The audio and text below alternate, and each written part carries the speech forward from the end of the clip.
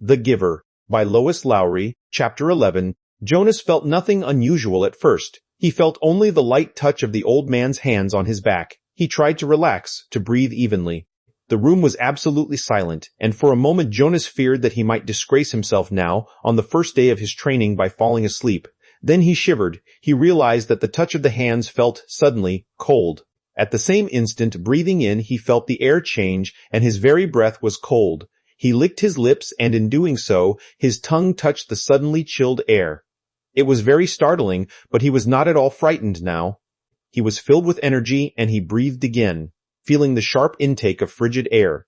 Now, too, he could feel cold air swirling around his entire body. He felt it blow against his hands where they lay at his sides, and over his back. The touch of the man's hands seemed to have disappeared. Now he became aware of an entirely new sensation. Pinpricks? No, because they were soft and without pain. Tiny, cold, feather-like feelings peppered his body and face. He put out his tongue again and caught one of the dots of cold upon it. It disappeared from his awareness instantly, but he caught another, and another. The sensation made him smile. One part of his consciousness knew that he was still lying there, on the bed, in the annex room. Yet another, separate part of his being was upright now, in a sitting position, and beneath him he could feel that he was not on the soft decorated bed covering at all, but rather seated on a flat, hard surface. His hands now held, though at the same time they were still motionless at his sides, a rough, damp rope. And he could see, though his eyes were closed. He could see a bright, whirling torrent of crystals in the air around him, and he could see them gather on the backs of his hands like cold fur. His breath was visible. Beyond, through the swirl of what he now somehow perceived was the thing the old man had spoken of, snow, he could look out and down a great distance. He was up high someplace. The ground was thick with the furry snow, but he sat slightly above it on a hard, flat object. Sled, he knew abruptly. He was sitting on a thing called sled, and the sled itself seemed to be poised at the top of a long, extended mound that rose from the very land where he was. Even as he thought the word mound, his new consciousness told him hill.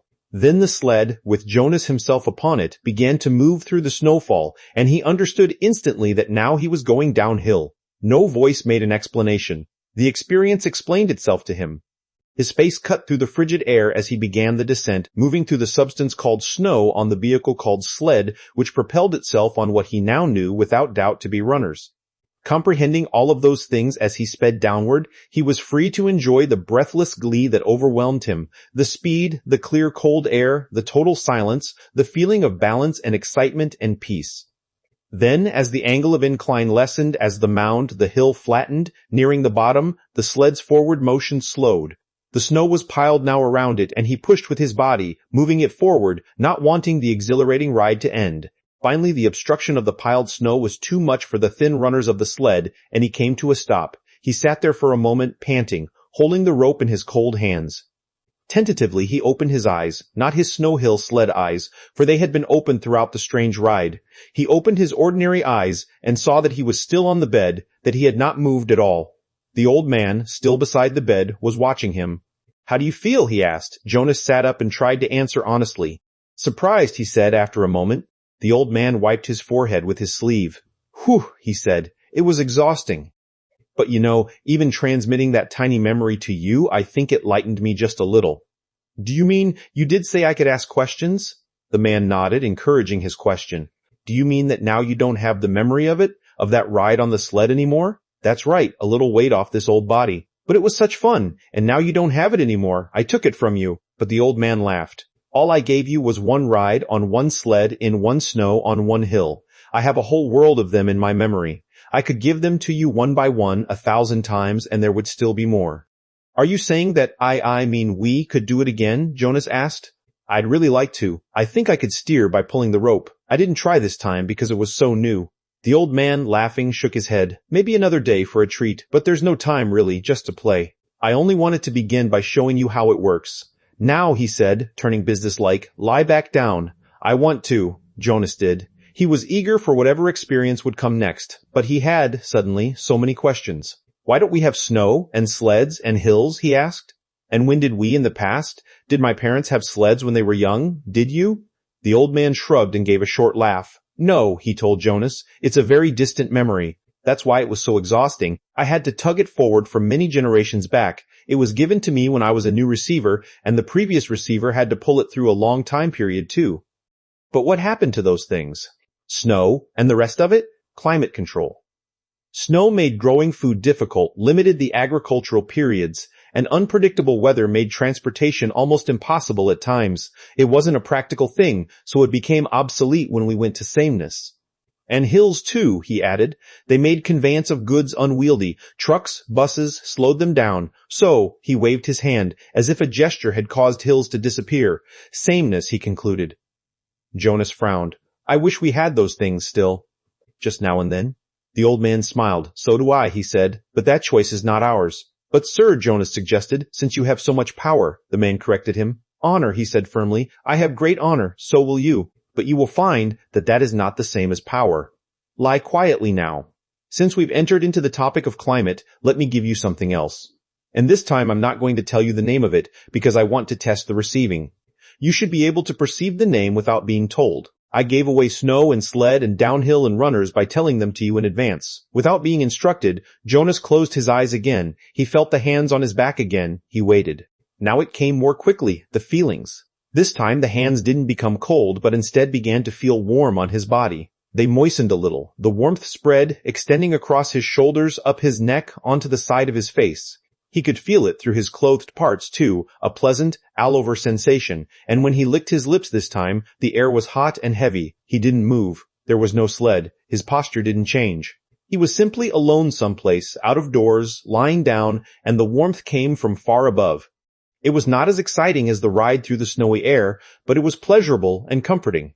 Suddenly he perceived the word for it, sunshine. He perceived that it came from the sky. Then it ended. Sunshine, he said aloud, opening his eyes. Good. You did get the word. That makes my job easier, not so much explaining. And it came from the sky. That's right, the old man said. Just the way it used to. Before sameness. Before climate control, Jonas added. The man laughed. You receive well, and learn quickly. I'm very pleased with you. That's enough for today, I think. We're off to a good start. There was a question bothering Jonas. Sir, he said, the chief elder told me, she told everyone, and you told me too, that it would be painful, so I was a little scared, but it didn't hurt at all. I really enjoyed it. He looked quizzically at the old man. The man sighed. I started you with memories of pleasure. My previous failure gave me the wisdom to do that. He took a few deep breaths. Jonas, he said, it will be painful, but it need not be painful yet. I'm brave, I really am. Jonas sat up a little straighter. The old man looked at him for a moment. He smiled. I can see that, he said. Well, since you asked the question, I think I have enough energy for one more transmission. Lie down once more. This will be the last today. Jonas obeyed cheerfully. He closed his eyes, waiting, and felt the hands again. Then he felt the warmth again, the sunshine again, coming from the sky of this other consciousness that was so new to him. This time, as he lay basking in the wonderful warmth, he felt the passage of time. His real self was aware that it was only a minute or two, but his other, memory-receiving self felt hours pass in the sun. His skin began to sting. Restlessly, he moved one arm, bending it, and felt a sharp pain in the crease of his inner arm at the elbow. Ouch, he said loudly, and shifted on the bed. Ow, ow, he said, wincing at the shift, and even moving his mouth to speak made his face hurt. He knew there was a word, but the pain kept him from grasping it. Then it ended. He opened his eyes, wincing with discomfort. It hurt, he told the man, and I couldn't get the word for it. It was sunburn, the old man told him. It hurt a lot, Jonas said, but I'm glad you gave it to me. It was interesting. And now I understand better what it meant that there would be pain. The man didn't respond. He sat silently for a second. Finally he said, Get up now. It's time for you to go home. They both walked to the center of the room. Jonas put his tunic back on.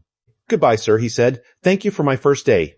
The old man nodded to him. He looked drained and a little sad. Sir, Jonas said shyly. Yes, do you have a question? It's just that I don't know your name. I thought you were the receiver, but you say that now I'm the receiver, so I don't know what to call you. The man had sat back down in the comfortable upholstered chair. He moved his shoulders around as if to ease away an aching sensation. He seemed terribly weary. Call me the giver, he told Jonas.